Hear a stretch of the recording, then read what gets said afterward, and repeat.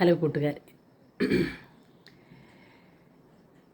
കയ്യോ കാലോ വളരണേന്ന് വിചാരിച്ചിട്ടേ മക്കളെ വളർത്തുന്ന മാതാപിതാക്കളോട് ഇന്ന് ഞാൻ പോയ വഴിക്ക് ഒരമ്മയുടെ ഒരുപാട് സങ്കടത്തോടു കൂടിയ കുറേ കാര്യങ്ങൾ കേട്ടു.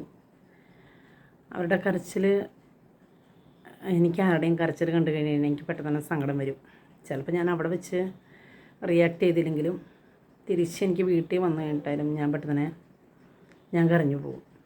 അതിൻ്റെ ഒരു സ്വഭാവത്തിൻ്റെ രീതിയാണ് കേട്ടോ.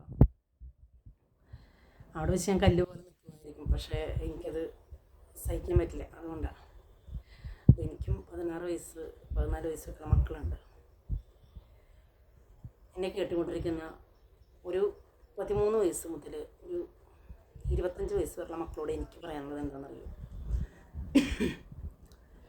നിങ്ങളുടെ മാതാപിതാക്കളെ നിങ്ങൾ ഒരുപാട് കഷ്ടപ്പെട്ടിട്ട് വളർത്തണേ. നിങ്ങൾ നോക്കുമ്പോൾ എല്ലാ സുഖ സൗകര്യങ്ങളോടും കൂടിയാണ് നിങ്ങളെ വളർത്തിക്കൊണ്ട് വരുന്നത്. നിങ്ങൾ വിചാരിക്കും ഈ ലോകത്തിലേക്ക് വെച്ചിട്ട് ഏറ്റവും വലിയ രാജകുമാരന്മാരും രാജകുമാരികളും നിങ്ങളൊക്കെയാണെന്ന് വിചാരിക്കും. അപ്പോൾ അമ്മയുടെ മോള് 17 വയസ്സേ ഉള്ളൂ. കഴിഞ്ഞ ദിവസം ഒരു സ്ഥലത്ത് വെച്ചിട്ട് ഒരു 30-35 വയസ്സായ ഒരു ചെറുക്കൻ്റെ കൂടെ അവളെ കണ്ട കാര്യം അവരുടെ അടുത്തറിയാവുന്നൊരു സ്ത്രീ അവരുടെ അടുത്ത് വന്ന് പറഞ്ഞു. അവർ വേറെ ആരോടും പറഞ്ഞൊന്നുമില്ല, ഈ അമ്മോട് തന്നെ വന്ന് പറഞ്ഞത്. അതവർ ഏറ്റവും ചെയ്ത നല്ലൊരു കാര്യമാണ്. എനിക്ക് നിങ്ങളോട് പറയാനുള്ളതേ, മക്കളെ നിങ്ങളെ പഠിപ്പിക്കാൻ വിടുന്ന സമയമാണ്.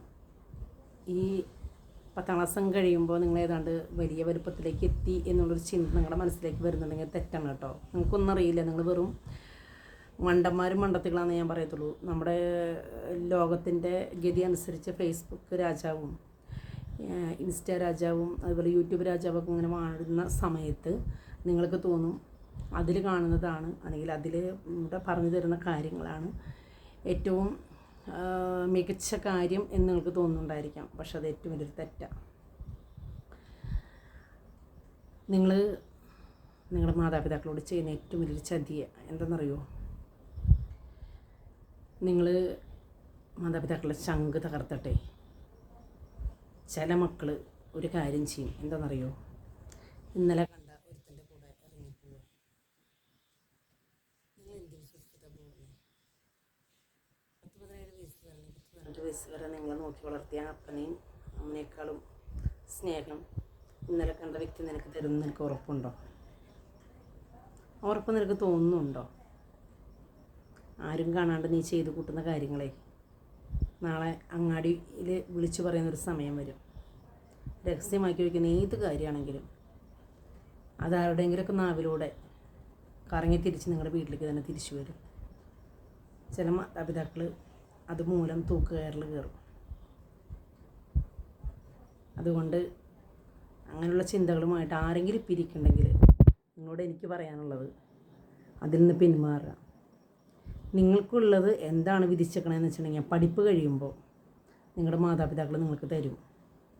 കുറച്ച് സമയം പിടിച്ചിട്ടായാലും നിങ്ങൾക്കുള്ളതാണെങ്കിൽ അത് നിങ്ങളുടെ അടുത്തേക്ക് തന്നെ വരും. അത് ഉറപ്പായിട്ടുള്ള കാര്യമാണ്.